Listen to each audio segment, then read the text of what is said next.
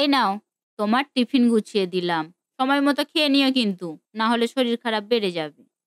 খাবো খাবো, সময় মতনই খেয়ে নেবো। তোমারও তো চিন্তা করতে হবে না, বুঝলে? হুম, বুঝলাম। এবার যাও, না হলে দেরি হয়ে যাবে তো। বেশ, আসছি তাহলে। তুমি সাবধানে থেকো, টাটা।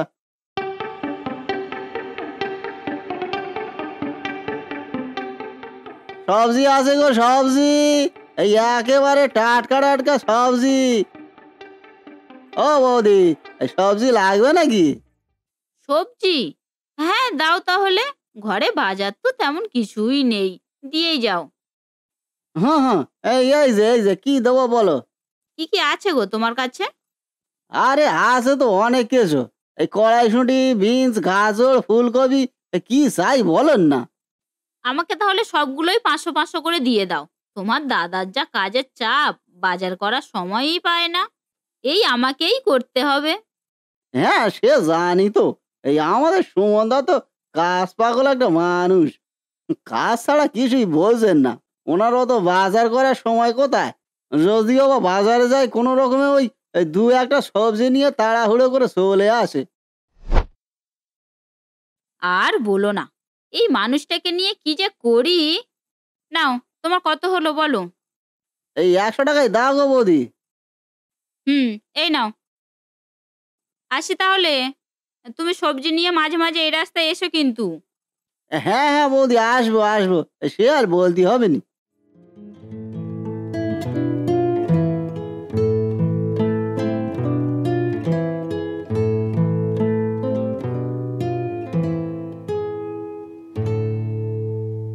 এ কি সন্দীপ, অফিস তো ছুটি হয়ে গেল, তুই বাড়ি যাবি না? না দাদা, ভাবছি আজকে আর বাড়ি যাব না। আমি সারা রাত এখানেই কাজ করব। সে কি রে, কেন? আরে দূর, আর ভালো লাগে না বাড়িতে যেতে। এই বাড়িতে গেলে রাত দিন শুধু বউয়ের সাথে শুধু অশান্তি আর অশান্তি।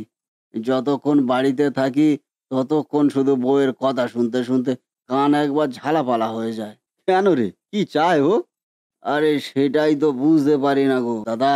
ওরা যে কি চায়, যতই ভালোভাবে রাখতে চায় না কেন, এই তবুও কোনো না কোনো কারণ নিয়ে অশান্তি বাঁধাবেই বাঁধাবে। এই আজকে বাড়ি থেকে বেরোনোর সময় এই তুমুল অশান্তি। বাড়িতে রান্নাই বন্ধ করে রেখেছে। সে কি রে, তাহলে খাবি কি? ওই জন্য তো ভাবছি বাড়ি যাব না, এখানেই শুকনো মুড়ি খেয়ে কাটিয়ে দেব। এই তুমি শুধু আজকে রাতটা তোমার অফিসে থাকার পারমিশনটা দিয়ে দিও দাদা। আরে দূর, এখানে কি এভাবে থাকা যায় নাকি? তুই আজকে আমাদের বাড়িতেই চল। না গো দাদা, যাব না। আবার বৌদি কি ভাববে না ভাববে, আমি এখানেই থাকবো। আরে চল তো, তোর বৌদি কিছুই ভাববে না। ও খুবই ভালো। বাড়িতে কেউ গেলে ও আরো বেশিই খুশি হয়। তুই চল। বেশ, তাহলে চলো।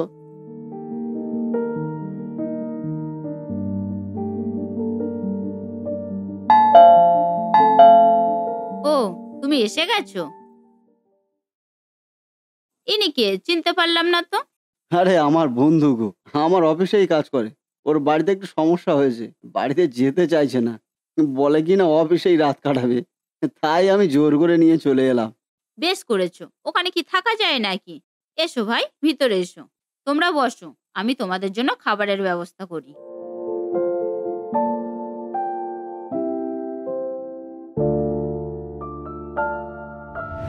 এ কি, ঘরে চাল তো বারন্ত। তাহলে এখন কি করি? শুনছো? এদিকে একটু এসো না। কি হয়েছে, ডাকছো কেন? আরে ঘরে তো চাল বারন্ত। তুমি বেশ অনেক দিনই হয়ে গেল চাল কেননি। সে কি, তাহলে কি হবে এখন?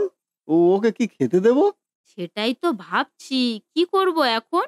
এত রাত্রে দোকান বা কোথায় খোলা পাবো? আমি জানি না, তুমি কিছু একটা করে ম্যানেজ করো। আমার মান সম্মানটা চলে যাবে গো। আচ্ছা আচ্ছা, দাঁড়াও, দেখছি কি করা যায়। হ্যাঁ, ভালো কথা, সকালের ভাত একটু বেঁচে আছে। কিন্তু ওই ভাত কি লোকের দেওয়া যায় নাকি? না না সুজাতা, ও ভাত দিতে হবে না। হয়তো নষ্ট হয়ে গেছে ভাতটা। আরে না গো, কিচ্ছু হয়নি। আমি ফ্রিজে রেখে দিয়েছি ভাতটা। ওই ভাতটা দিয়েই আমি কিছু একটা করে দিচ্ছি। বেশ, তাই দাও। তবে দেখো, আমার মান সম্মান যেন না চলে যায়। না, না, তুমি দেখোই না আমি কি করি। তুমি ওর কাছে গিয়ে বসো। আমি রান্না করে আসছি।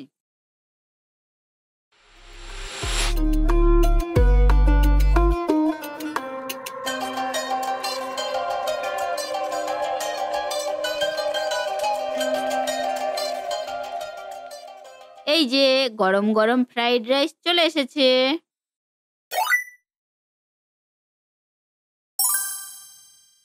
ওহ! কি গন্ধ বেরিয়েছে গো বৌদি! এই তুমি এত তাড়াতাড়ি ফ্রাইড রাইস কিভাবে বানালে?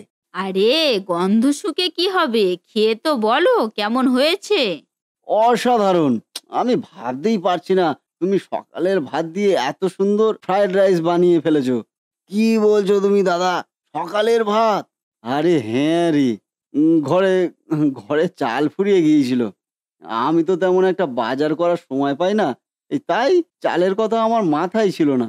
ভাগ্যিস তোর বৌদি বুদ্ধি করে এই আজকে সবজি বাজারটা করে রেখেছিল। তাই রক্ষে। সমস্ত সবজি আর সকালের ভাত মিক্সড করে এক্কেবারে ফ্রাইড রাইস বানিয়ে ফেললো। সত্যিই বৌদি, এই তোমার হাতে জাদু আছে। এই আমাকে এত সুন্দর ফ্রাইড রাইস খাইয়ে তোমরা নিজেরাই বিপদে পড়ে গেলে। মানে কেন? আরে কেন কি? এই তোমার হাতের এই ফ্রাইড রাইস খাওয়ার লোভে তো এবার থেকে আমি প্রায়ই তোমার বাড়ি চলে আসবো।